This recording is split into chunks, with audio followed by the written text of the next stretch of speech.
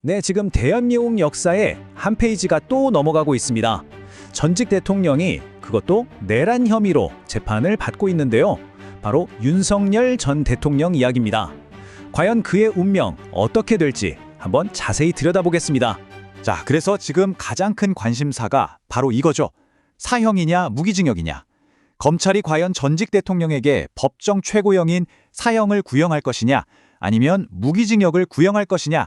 온 국민의 눈과 귀가 쏠려 있습니다. 이게 그냥 먼 미래의 얘기가 아니에요. 날짜가 딱 정해졌습니다. 바로 1월 9일인데요. 이날 특검팀이 윤석열 전 대통령뿐만 아니라 관련자 7명에 대해서도 구형량을 발표하기로 했습니다. 자, 그럼 도대체 어떤 혐의를 받고 있는 걸까요? 가장 핵심적인 혐의는 바로 내란 수괴입니다.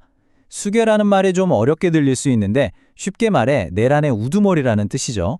검찰은 12월 3일에 있었던 비상계엄 선포, 이걸 바로 헌법 질서를 무너뜨리려는 시도였다, 이렇게 보고 있는 겁니다. 이 내란 수괴라는 혐의가 얼마나 무거운 죄인지 좀 짚어볼 필요가 있어요. 법전에 나와 있는 그대로 보면 국헌을 문란하게 할 목적으로 폭동을 조직하고 주도한 죄거든요. 그러니까 단순히 법을 어긴 수준이 아니라 나라의 근간인 헌법 질서를 폭력으로 뒤엎으려 한 시도의 최고 책임자다, 이렇게 보는 거죠. 정말 국가에 대한 가장 심각한 범죄 중 하나라고 할 수 있습니다. 이 혐의가 왜 이렇게 중요하냐면요. 법에서 정한 형량이 정말 무겁기 때문입니다. 보시면 아시겠지만 선택지가 딱 3개뿐이에요. 사형, 무기징역, 무기금고. 징역 몇 년 이런 게 아예 없습니다. 법이 다른 가능성을 열어두지 않은 거죠. 그만큼 중대한 범죄로 다룬다는 뜻입니다. 그런데 이런 일이 처음일까요? 전직 대통령이 내란 혐의로 재판받는 거요? 사실 아닙니다. 이미 선례가 있죠. 앞으로 어떻게 될지 가늠해 보려면 약 30년 전으로 시간을 돌려서 전두환 전 대통령의 재판을 한번 살펴봐야 합니다. 이 두 재판을 비교해보면 정말 평행이론 같다는 생각이 들 정도예요. 보세요.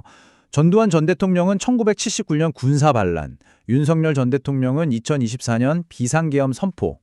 사건의 성격은 좀 다르지만 결국 두 사람 모두 내란 수괴라는 똑같은 혐의를 받고 있죠. 한 명은 군인 출신 대통령, 다른 한 명은 검사 출신 대통령이라는 차이점은 있지만 결국 헌법을 넘어선 행위로 재판을 받는다는 점에서는 정말 놀랍도록 닮아 있습니다. 당시에 검찰이 뭐라고 했냐면요. 바로 이겁니다. 민주주의를 파괴하고 국민의 기본권을 침해했다. 이게 핵심이었어요. 그러니까 전두환의 군사반란을 그냥 권력 다툼으로 본 게 아니라 대한민국의 민주주의라는 시스템 자체를 무너뜨리고 국민의 권리를 빼앗아간 아주 심각한 범죄로 규정했던 거죠. 자, 그래서 전두환 전 대통령은 어떻게 됐을까요? 이 과정을 보면 정말 중요한 걸 알 수 있는데요. 1996년에 검찰은 사형을 구형했고 1심 법원도 그대로 사형을 선고합니다. 하지만 거기서 끝나지 않았죠. 항소심에서 무기징역으로 감형했고 결국 대법원에서 무기징역이 최종 확정됐습니다. 여기서 우리가 알 수 있는 건 검찰의 구형이 곧 최종 판결은 아니라는 점입니다.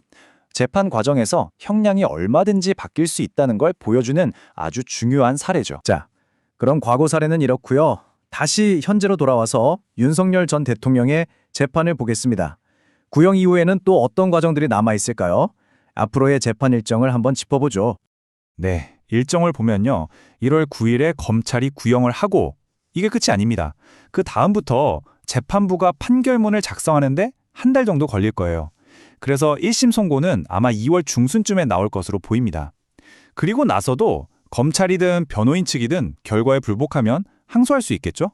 그럼 2심, 3심으로 이어지니까 최종 결론이 나기까지는 앞으로도 꽤 많은 시간이 걸릴 수 있다는 얘기입니다. 결국 이렇게 과거의 사례도 있고 법조항도 명확하고 앞으로의 일정도 나와 있는 상황에서 우리는 이런 질문을 던지게 됩니다. 과연 역사는 반복될까요? 30년 전의 그 재판과 비슷한 길을 걷게 될지 아니면 전혀 다른 결과가 나올지 이제 온 국민이 그 과정을 지켜보게 될 겁니다.